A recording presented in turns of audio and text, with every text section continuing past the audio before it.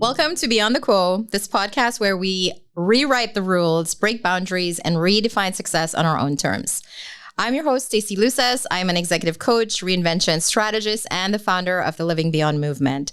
If you are here, and if you have been with me for the last 30 episodes, thank you. And if you're here, you're probably a trailblazer, because anybody that wants to live outside or beyond the quo, beyond that status quo, is definitely someone that's tired of playing small. You're looking for more. We're all looking for more than those massive to-do lists. We're craving impact, authenticity, and alignment. And you're not alone. Today's guest is someone who embodies exactly what's possible when you stop asking for permission and start owning your voice with unapologetic power. Dr. Sheena Howard is an award-winning author, filmmaker, professor, and the first Black woman to win an Eisner Award at the San Diego Comic-Con.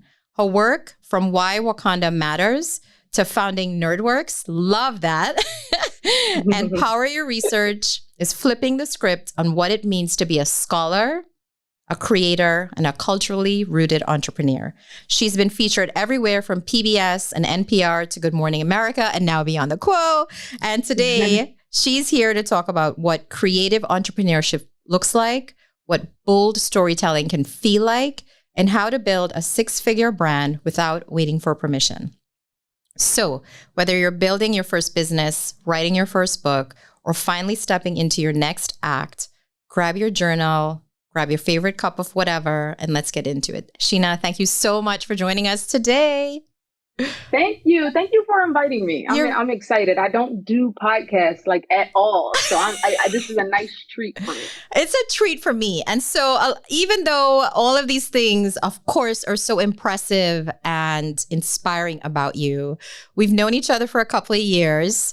Sheena and I shared the same business coach a couple of years ago, Mark Canty. And what I love the most about you is you are the same person that you were when we met all those years ago, and all of the things and this freaking amazing trajectory that you've had in the past, 4 or 5 years.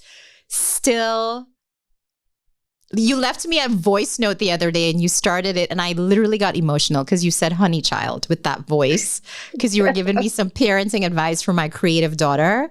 And I can't tell you, I don't know if people know this about you, but the you that shows up on social media is so inspiring, because I think for a lot of us, that's still a block, right? And I know we're kind of jumping into it, but tell me a little bit about what it takes to sort of be that transparent and real. I call it the real talk, REAL talk versus the REEL real talk. What is that? What does that look and feel like? And more importantly, how do you teach that, right? Like, how does that look? Yeah, that's actually a really good question.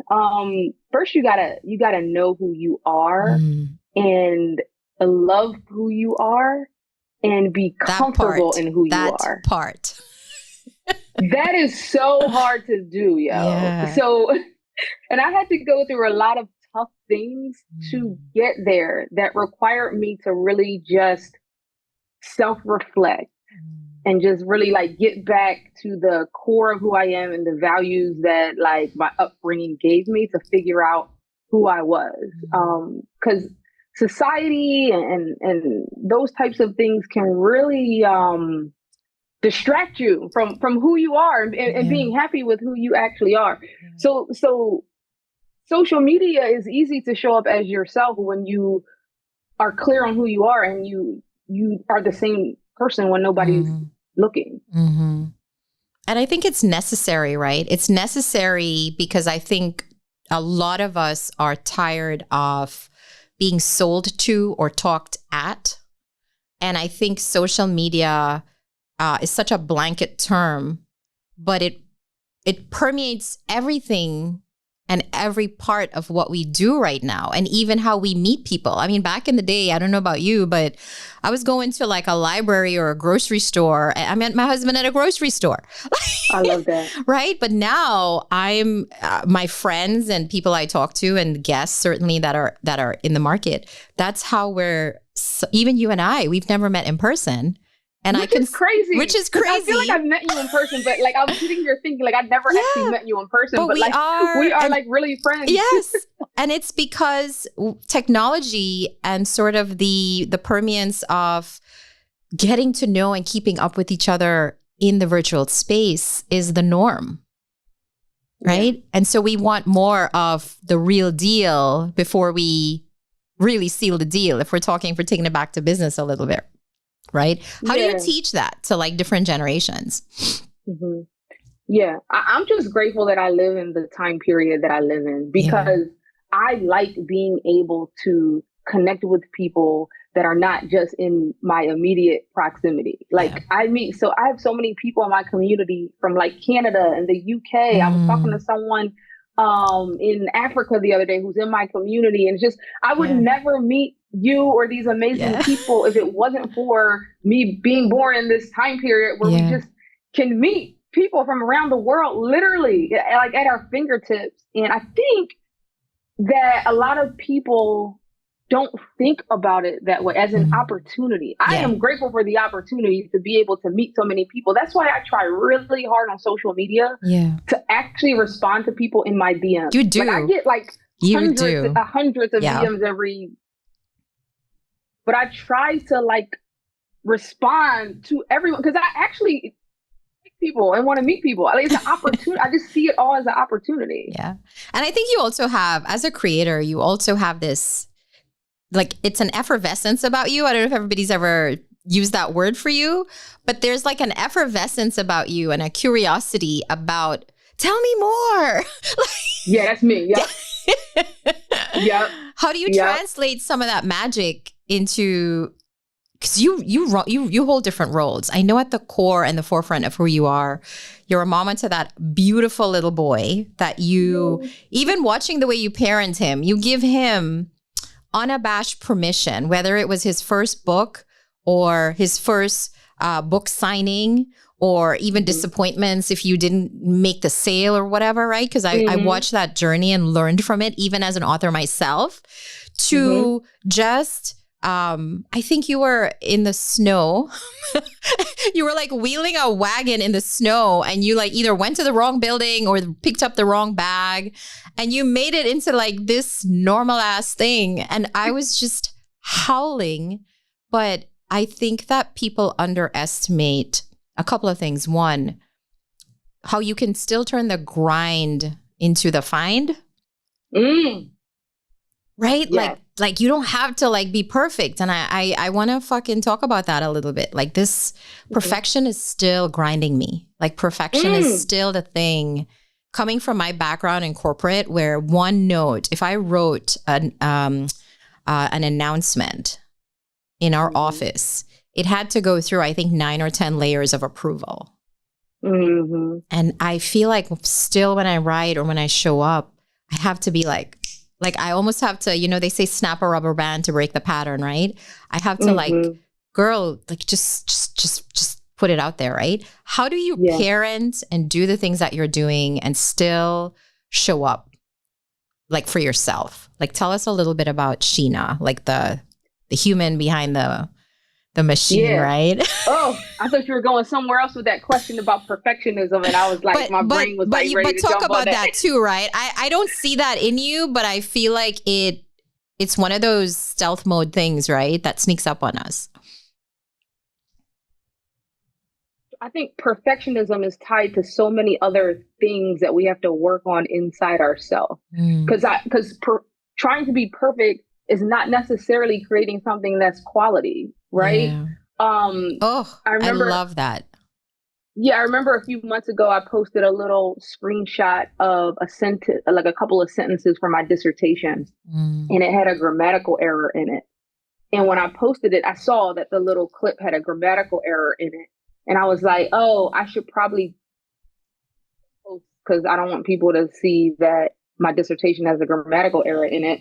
And then I realized, like, no, I'm keeping it up because I wrote an 150-page dissertation. And if I have a couple of grammatical errors, who cares? Because the average person has grammatical errors in everything they write. Listen. And it's just human. And somebody, so I left it up there and somebody commented like, oh, you wrote a dissertation and it has a grammatical error in it. Ha, ha, ha. But you know what? I left that comment up there too. Yeah. Because most people don't care. They actually... Listen, we're living in a world of AI. When people see a grammatical error, they know that a human wrote that, right? Yes. So it's like, people want realness. Yeah. A lot of things that people gravitate towards are not perfect. So you can strive for quality, which I do, which is why people like to work with me because they know I'm going to put something out quality, but it's not going to be perfect. And honestly, as a writer, published, I always look back and be like, man, I wish I had did X, Y, and Z. It's just never going to be perfect. So I just learned to like, let that go and just trust that it's going to find the right people. Yeah. Yeah. That's what it's about. Yeah. And the funny thing is you've got that one hater, which by the way, you know, you've made it when you have a hater. I love my haters, baby. Thank you, hater. By the way, clip this out and let's put this on social media. To all my haters, thank you. Thank you for doubting me. Thank you for telling me I couldn't. Yes. Thank you for treating me like crap because you helped me get to the place that I was supposed to get to. I needed you to help me find me. So thank you, haters. And thank you. And on the other side of that coin, and I shared this with you, I don't know, it must have been last year. I was doing some deep research using ChatGPT for a thing I'm building, which we'll talk about in a little bit. And I said, give me the trailblazers. I don't even know the prompt I use that are in this space. And my space is women of color, powerful voices, blah, blah, blah. And you were in the top, I think it was 20 or 40. I don't even care. And I had this out of body experience. You know, like when your dad or your mom's like an actress and you see them on air and you're like, that's my mom. I was like, that's my friend on ChatGPT, Dr. Sheena Howard. And it listed all of your creds and I screenshotted it. And I think I sent you like this excited as voicemail. Yeah. And I was like, look at what's showing up for you. That's crazy. It's crazy. Like that's just crazy. So to all the haters and to all the, cheerleaders and all those quiet souls that really support the work that you do and the way that you do it, there's both sides to this story, right? There always is. Mm-hmm. There's chat showing you up as top 40 trailblazer. Wow. And there's some fool saying, hey, you missed the apostrophe. Right. Yeah, in life, there's people that create out there and try. And then there are people that make fun of people for trying. Mm-hmm. And who do you want to be? Yeah. Who do you want to be, right? So 81% of people feel like they have a book in them, but only 3% ever actually write it. Mm. Tell me about this gap between potential and action. Because I know when I was writing my book, I redid that thing so many times. And I had written my first draft in 2019 and then end of 2019 and then 2020 happened and the world changed. And honestly, I changed. I had this massive transformation and we had a lot of delays with the book and so on and so forth. But I wanted to rewrite my part of that compilation because I was different. And I had so many nerves about it. Because, you are who you think you are until some shit goes down and you are transformed, right? Sometimes it's in a moment. But tell me, what would you say to the people that feel they have a story within them? And I know you ghostwrite for some really important people. Mm-hmm. What's that process like, both as a human embodying someone else's voice to some extent, but just getting the words on paper? What's your best kind of strategies for people that are the 81%? That's a huge, wow. That's a lot of people. That is a lot of people. Yeah. And the reason why I like ghostwriting so much is because I think everybody's story is someone else's survival guide. And so if I can even just help a handful of people get their work out there and they need to use me to write their story, I'm honored to do that. I love writing and ghostwriting for people because a lot of people can't get to the finish line of writing their book. Writing is a skill. right? Writing is not, it's like everything else. You got to learn it, and it's hard, and it's a lot involved in writing your story. So for the people that don't want to hire a ghostwriter, can't afford a ghostwriter, it's just like everything else. You got to wake up every day and do a little bit at a time. You got to write a little bit at a time. And you probably should pay for some sort of coaching, because it's like going the distance, right? Between starting the book and finishing it is a tough process. So if you can't show up for yourself every day and just write a little bit every day until it's done, hire a coach to help you stay accountable or help you through that writing process, or just hire a ghostwriter to do it for you. Yeah. But it really is one of those things where it's like, write a little bit every day. Yeah. I want to give you some flowers, right? I know in this podcast, we talk a lot about breaking barriers. And I think a lot of times that it's like wearing a superwoman cape. Like, it sounds really heroic, right? It's like, oh yeah, I can do it all. But there's a price we pay for that. There's either a spiritual, emotional, physical price that we pay for this concept of consistently breaking barriers, showing up for everybody but ourselves. And there's not a lot of glamour in behind the curtain, right? Mm-hmm. I want to talk about kind of, you are the first, there's a lot of headlines that celebrate the first woman or the first Black woman or the first founder in a space of a certain race or ethnicity. And we rarely talk about kind of what happens after the headline fades, or more importantly, what it had to take to get to the headline, right? Mm-hmm. The micro decisions, the second guessing. You talk about these little tiny hiring people to help you on the journey. Because, you know, a lot of us, people of color, shy away from asking for help or paying for help because it's ingrained in us to take that money, that investment, and honestly fix the fence or paint the house or, right? We think like, oh my God, I don't want to quote unquote pour it back into myself, right? But that's that emotional mirror, that emotional toil that you have been through, being the first of so many. And I specifically want to talk about this Eisner Award. It's both a mirror and a megaphone, right? Like, not always visible to any of us, what it took to get that, what it took to have your PhD, what it took to have people tell you didn't belong in the university that you were at. I know you write about some person saying they devalued, you being there devalued her experience or something like that. But what do people not understand about the emotional labor of representation when you're the first?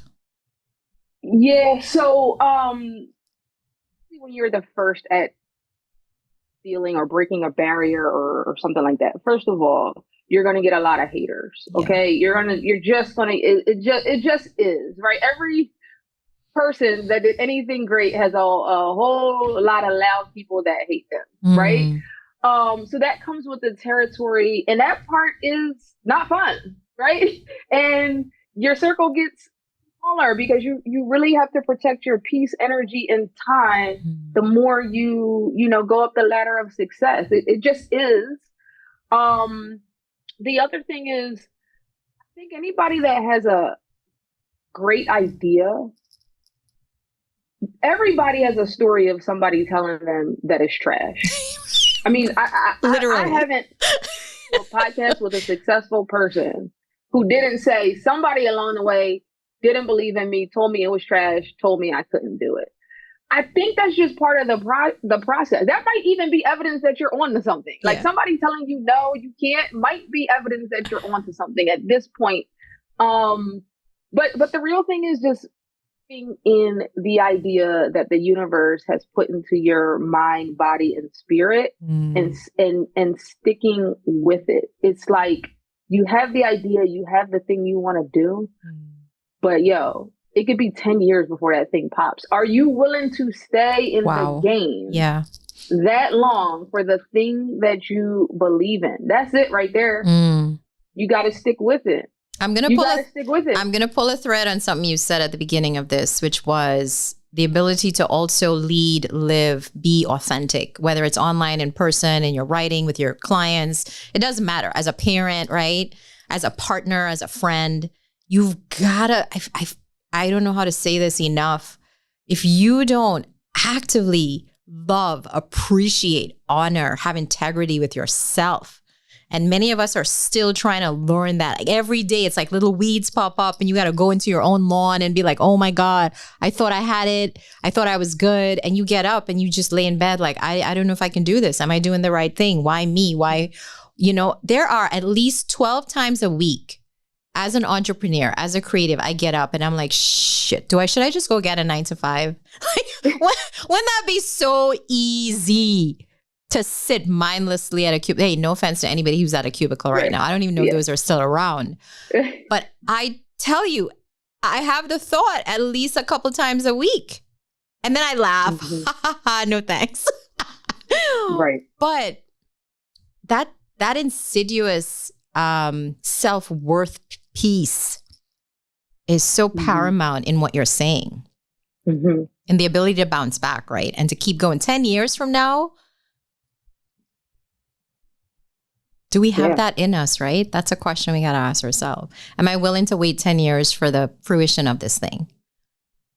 Right. Oh, because my thing is, want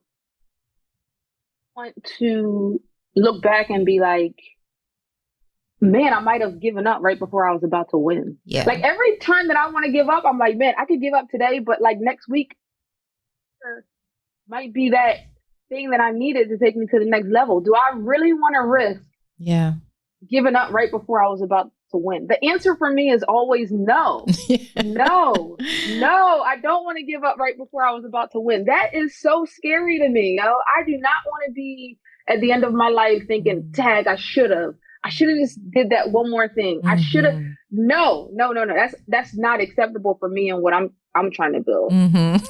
I love that. One of the, in my coaching practice, one of the core exercises we do, there's two ways to do it, right? One is the soft way. I ease this into people who I think can't handle the other way.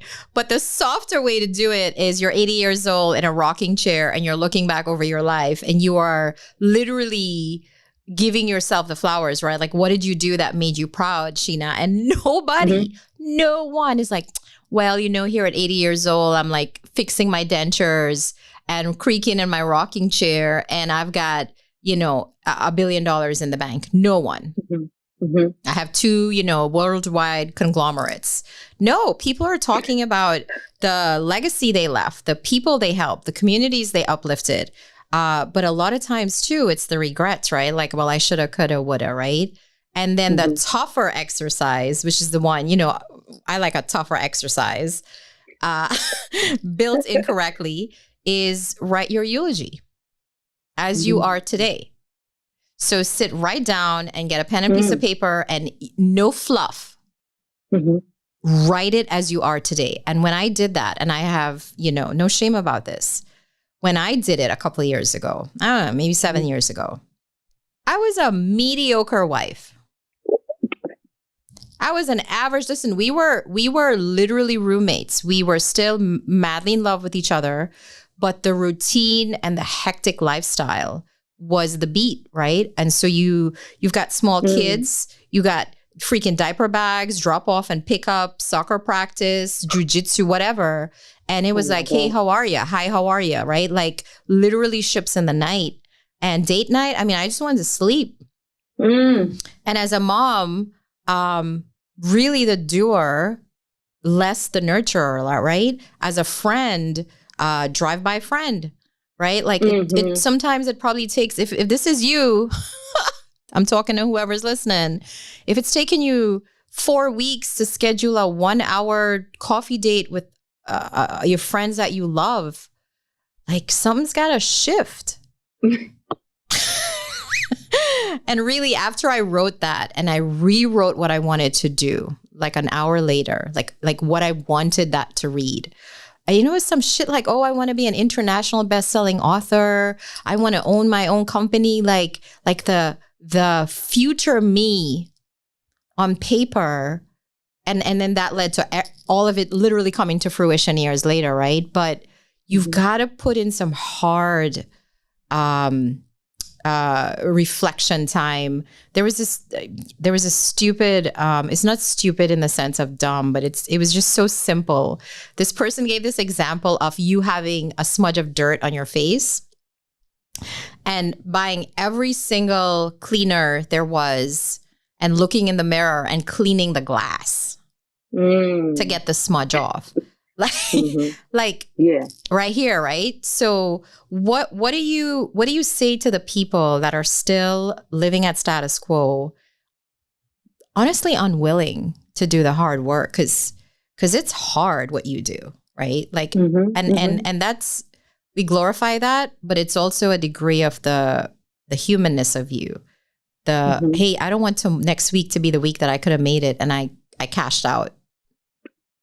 Like, what does it take to get up every day and like revisit the script?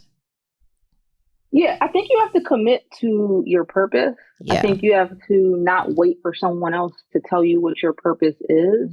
I think it's a commitment. Here's what I'm going to do. Here's what I believe I was put on this earth to do. Yeah. And then really believe it and commit to it. I remember I used to pray to God. Like literally, this is my prayer. Please, God, tell me what my purpose is. Like I would like almost be in tears. Like, what am I on this earth to do? And one day I just realized, like, put it on a bus and the bus could drive and talk and speak directly to me. And I will look at it and be like, nah, I don't really believe that was a sign from God. I don't really believe that's my purpose. Because it wasn't about that. It was about me making a commitment and believing that this was the thing I'm supposed to do. It's like, you know, you got to commit to what you say you want and then just go all in on it. Really. What have you committed to, do you think? What are like some deep, unshakable commitments that you think you've made that sustain you when doubts kind of set in? Oh, I just want to be a rich and famous writer. I love it. It's very simple. Like, yeah, you know, some people are afraid to say what they actually want because they're afraid of people's judgments. But at this big age, I do not have time to be afraid to say what I really want to be and what I really want in life, which is I see a lot of authors, they take 3 years to write a book, they publish a book, and what did they say? I will be happy if just one person read it. Oh, hell no. What? You spent 3 years and wrote 100,000 words, and that's the prayer that you have? No, just be honest with yourself. And I'm talking to people who this resonates with. Yeah. Like, be honest with why you really wrote that book and what you really want to happen. Because I want 1 billion people to read my stuff. Now, obviously layers, because just wanting money is not going to get you up if you're just doing it for the money, that ain't getting you up. That's not sustainable. Yeah. Focused. Yeah. Like, I believe that I can be somebody's light in the darkness. And I believe me showing up every day puts me in another position for my work to inspire someone else. And I believe if I don't show up, that person can't find me, can't see me. And I really want to help people see the light at the end of the tunnel, truly. Because it's a cold world. It's a dark world. I don't care what anybody says. Chaotic place. It's a lot of unhappy, mentally unhealthy people. And some of it, I believe, is because people are not actually doing what they're called to do. And you can keep your 9 to 5, but you still have a right to go after the thing that's in your heart. And that's what I'm trying to say to people. Like, go after the thing you really want. I promise you'll be a lot happier. And it doesn't have to involve like not being home with your kids and just leaving your 9 to 5 and going all in on. It doesn't. You can do both. Yeah. Yeah. There's 3 things that happen after people go through transformative programs, right? Like whether it's coaching or whatever the transformation journey looks like. In my opinion, 3 things happen. 1, there's probably like a 70% understand, here's where I am, point A, I want to get to point B. There's some kind of map from A to B, and these are the mini steps that I need to take to close the gap so that I'm not this way at A, I am, future me at B. Most people, right? Some people, lucky ones, have a angst about their life. I coulda, shoulda, woulda, or right. But when you dive into your life in a way that's thoughtful, methodical, spiritual, you're like, oh, I was living by someone else's definition of authenticity, wealth, whatever. And so you calm the hell down because it's like, it's like, no, I'm safe. Yeah. I'm loved. I'm protected. I have the money that I need to live a good life. I'm happy. And that feels really weird because we're always supposed to think of the Superwoman cape, like be on call for the next mission, man. And it doesn't have to be that way. You could be happy. But you won't know it until you get through the same journey. Oh, no, I'm okay at A. I don't need to get to B because guess what? I don't even know what B would have looked like. And I would have kept trying my whole life and been miserable, thinking I was like late to the party or whatever. And then there's the third portion of people that are, it's a tiny percentile. And like you said, you know, it's quite okay to stay in the 9 to 5, yo. That's amazing.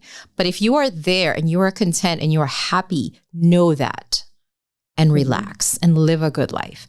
If you are, hey, I'm here, but it still feels a little wonky, know what it takes to close the gap. Whether it's your purpose has nothing to do with your job and you start a creative process or volunteering on a board for, homeless folks, whatever the hole in your heart is to serve, like do that and close that gap. But there's a percentage of us, and I'll put myself in that category where I saw the gap, I almost died, and everything had to change.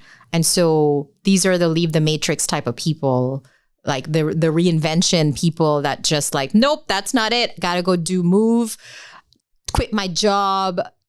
My husband stayed the same, but you know what I mean? Like you recalibrate your life. And so I guess what I'm saying is both Sheena's story and my story and the people's story that you hear on this podcast and any story that you hear, there's some variation of those 3 avatars, if you will. But until you do that self-work and even you very confidently stating who you want to be and what your dream is, with no frills about it, it's not a knock on anybody else. It's just know what you want and go get it, right? How do we teach that to our kids, girl? Like, and the generation after us, right? Like, how do we? Because you're right. Like mental, I want to call it. I don't want to say unwell, but they're shaken, right? Like they've been through some stuff. And that level of grit that's necessary, I think, to really quickly bounce back is a bit compromised, yeah? Yeah. I try to do a lot of reminding my son that who he is okay and not making him feel bad about who he naturally is. I think sometimes as parents, we see the way we want our child to be. I want you to be outgoing. We may even have visions of what we think they can do in life, but that might be totally opposite to who they are. Like you might just have a shy, introverted kid and just telling him that's okay. Yeah. Now, of course, I'm going to teach you that you need to communicate. And when you show up into the room, you got to be able to articulate your ideas. But that's different than me saying, hey, like, it's an extroverted world and you need to be more like that. So just being like, hey, I love who you are. I love who you are. Hey, like, you don't think like the other kids do. I love that about you. Like, right.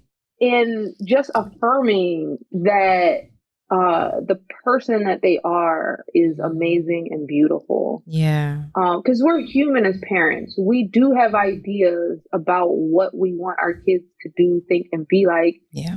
And I'm kind of learning that I feel like these kids are also put on this earth because they're teaching their parents some lessons they got to learn. Let me tell you, my children are the lesson. Every time I think I made it to the level and I'm like, oh yeah, boom. The challenge happens and I've got to level up And a lot of the leveling up means revisiting what I thought, truths I thought, or perceptions or perspectives that I thought to be the way, but it's not. For given where we are in the world right now, it requires a degree of humility from me to get with the program. Yeah, one of the biggest blessings, because when you get older, you do. If you had good parents, yeah, right? No, and I'm just saying that because everybody has. Not everybody has it. Yep. The older you get, if you were raised good, I think the more you can, when times get tough as you get older, those core values and things that your parents gave you really kick in, because you, like, I can literally, when times are tough or I'm going through things, I can literally go back to like my 7-year-old self in my head and be like, who my mother raised me to be and the values and framework she gave me work every single time for every single thing I've experienced. For every time I needed to be resilient, I have that anchor of my mother, because I was raised by a single mom. So I'm not even, like, you can be raised right with your aunties. Like, I'm just saying, like, these core things that you learned as a kid, and some people don't even have that anchor. So it's tougher. Yeah. But I just, going back to like my parents raised me to be, like, this is really who I am. Like, these things that I learned at 7 years old is who I am. Yeah. That's going to carry me through. Yeah. Whatever. I can deal with anything because I got those core messages when I was young. I love that. I mean, I have been on this journey myself of kind of, rediscovering myself. And that sounds weird, right? I mean, to the people that know me, they're like, no, you're you. You've always been this way, blah, blah, blah. But I knew that in the last specifically 5 years, it's been such an unbecoming and a going back to dance, right? And I went to my birth country, Trinidad, last year after many years away with my mom. And it ironically was my birthday, like, while I was there. And I love that. It felt like a coming home in a different sense, not in the sense of the actual country, but the coming home to me. But there were so many differences. Like, the school that I went to was not there anymore. It had been demolished. The house I grew up in had been changed. The tree that I used to read under, and that I have all of these delicious memories of as a child, as a young girl, like running away and like going under this big, they used to call like a salmon tree, the ones with the big drapey like leaves. It wasn't there anymore. And I felt such grief and nostalgia, but also it was liberating, because a lot of the baggage that I didn't even know I was holding on to was just gently released, right? It wasn't a big production. But I think that going back to yourself, even 7-year-old you, right? All of us have natural traits or affinity for natural things that we are good at. And I think ask the people that kind of have been in your circle, if you are blessed to have people that transcend versions of you, there's an asshole version and then like a real chill version and the mom version, like, come on now, right? Oh man. If you have people that have witnessed versions of you, they will know at least 2 or 3 things about you. And in any good branding exercise or any good coach will tell you, ask 3 questions of the people that know you. What are 3 things that you know to be true about me? And what are 3 things that I can work on? And some of it is icky, right? Like, they could be like, you're stubborn or whatever. But most of the time, it will be like, you're a very kind person. You're maybe not nice, but you're kind. Or you're always laughing or finding we don't see ourselves the way that people see us. We almost have this, sometimes a more critical eye, right? So I tell my husband sometimes and my kids, I'm like, you guys look at me through loving eyes. And that sometimes we need that. You need people that look at us through loving eyes, not whatever our barriers are for the thing that we think we're doing, right? Yeah. Speaking of that, I freaking love Nerdworks. Oh, Listen, people see me and listen, I'm at my heart, I'm an island girl. I love a good party, right? I laugh loud. I wear bright colors. Guys, we didn't even plan this yellow whole outing here, okay? But it happened.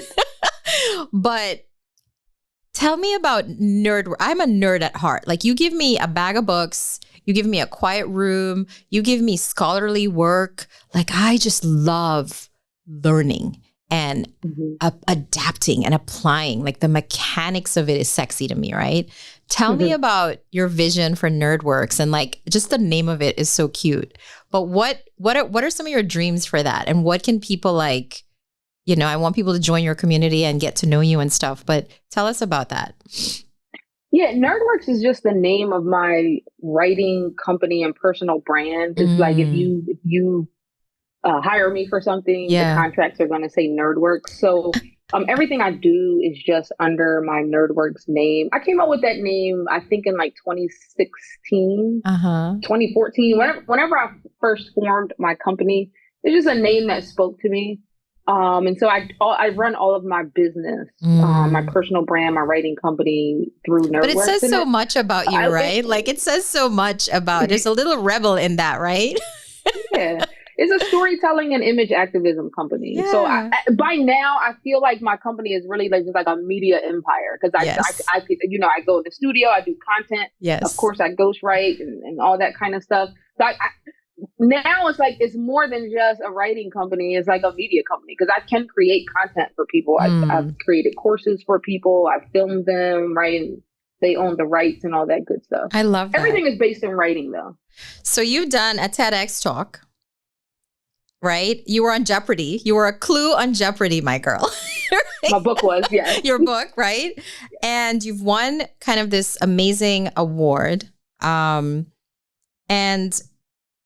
what do you hope that people know about the process of these amazing, courageous things that you've done? What do you hope, like, from the term of the theme of living courageously, right? Leading courageously. A lot of times we think leading is this big thing that somebody else does. And, you know, how do you lead yourself on these journeys in spaces where maybe you look different, speak different, feel differently? You are the only. Like, what does leading courageously look like in those spaces?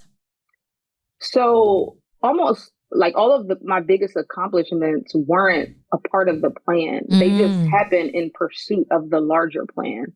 So, and I'm okay if I have a big goal. Yeah. Let's say my goal is to be a New York Times bestseller, and that's the thing I'm going after. And that's the thing I said I'm going to spend 10 years doing. This is just hypothetical.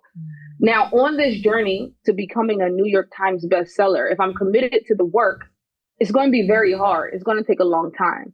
But what I've learned is that in pursuit of that goal, some amazing things happen that you didn't expect, that might actually be better than the New York Times bestseller goal, right? Yeah. So like, very small list of people that can say their book was a clue on Jeopardy.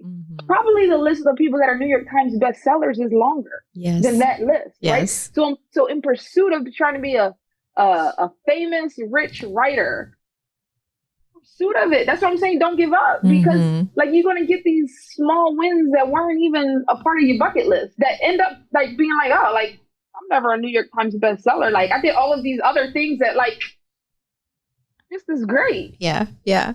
It's like having a dream date in mind, and then like the Rolls Royce rolls up of dates that you didn't even envision. Like that's why I laugh when I say, you know, I have all these plans. I had all these plans for my life, but what is actually happening, I couldn't even conceptualize. Yeah. You don't know what you don't know. So that's why you just got to keep trying to go after the big goals. Yeah. Yeah. So what would you like to say to people, like, about you and about how you approach the world and your creative process and what working with you feels like and where they can find you? I just want to help people see the light at the end of the tunnel and not give up. So I want you to see my videos. Hopefully they hit you on the day when you're about to be like, I'm just going to give up on this big dream I had and just kind of go put it in the closet and close the door. Like, that's when I want you to see this interview, my content, all of that stuff. I want more happy, fulfilled people in the world because that makes my life better. Right? Right. Yes. Angry people every day. And I'm like, yo, if you just had a purpose and a goal, you would not be doing that crazy. I promise you. Yeah. If you have a goal or purpose you're committed to, you are not going to do some of dumb things we see people do. Because you're like, man, that's fun. If I do that dumb thing, that might, prevent me from getting to my goal, my purpose. Like, no, I want to curse people out in the store all the time that talk crazy to me. But I'm not going to do that because I'm like, I'm trying to be a rich and famous writer. Yeah. You do not want that to go viral. In the fast food place, right? Like, I think that people can sometimes opt out of the thing that they are missing because they can't find it. And I've found in my life recently, if I can't find a thing, I've started creating it. And I think that can be true. So when people think of a creator or creatives, they have this notion of this, I don't know, an avatar in their head about what that looks like. It can be regular people that are creating a knitting community. Right? Yeah. Right? So a creative is an attitude. And so if there are things I think in the world, and that's kind of the beat I'm on, is if I can't find it and I've looked and I've tried, I'm going to go create it myself if it means that much to me. And I think that that's the thing that I appreciate deeply about you is on the journey to being a rich, successful writer. You've done all of these creative things that have built a legacy for your family and for you and for the work, right? For the spaces that you're in. And I think there's so much beauty and lessons in that. And I just want to thank you for hopping on. And I know you don't do podcasts and stuff, but you did good. This was great. Yes, thank you. I appreciate it. I love that. And where can people find you and follow you, Sheena? At Dr. Sheena Howard. So at DrSheena_Howard. That's everywhere. Yeah. And go look for the post where she was featured in Times Square. Oh, yes. Let's go, baby. I was hollering at that. Like, it was like my picture up there. Listen, I'm a fan is like an understatement. I consider you like a sister friend. And I feel like we've grown up through the ranks of this. And obviously, hopefully we meet this year. Let's put that on the docket. Yeah, I think that would be amazing. All right. So hopefully everyone, thanks for joining us today. And if this conversation lit a fire under you, good, right? That means you're ready. And that itchy, uncomfortable feeling, that discomfort, wherever you're feeling it in your cheeks or your head or your stomach or, good. I hope it feels uncomfortable because conversations like these are geared to poke at that discomfort, but better yet, right? Like give you some sort of remedy or solution that has worked for other people to get out of that status quo and find something different. So if you're ready to stop shrinking and ready to tell your story, and ready to stop waiting for someone else to give you the script or the rule book, like go create it, like figure it out, get the help that you need. Read a book, do a podcast. I always say it's not a lack of resources, it's a lack of resourcefulness, right? So if you have loved what you heard, please follow Sheena. She's such a joy on Instagram and YouTube, all the places. I laugh every time and I love that. And I wouldn't consider myself your true avatar, but I enjoy you so much that I send people your way all the time. Please consider joining my Rising Beyond Power community. It is a community for women of color, leaders across the world. We're just at 100 people. I do that with my co-founder, Lola Small, and we have a space where we have conversations like these and we dig into strategies and we do, I don't want to call it a hot seat, but we call it a fancy transformation table. But definitely you will find more things like this. And please, please, please share this episode with someone you know that is in this space that could use these amazing, amazing insights that Sheena just shared with us, because she's brilliant and brilliance needs to be shared. And if you're building something bold, please tag Sheena and I. We'd love to cheer you on. And you've already done the quo, so it's time to go beyond. Catch you next week.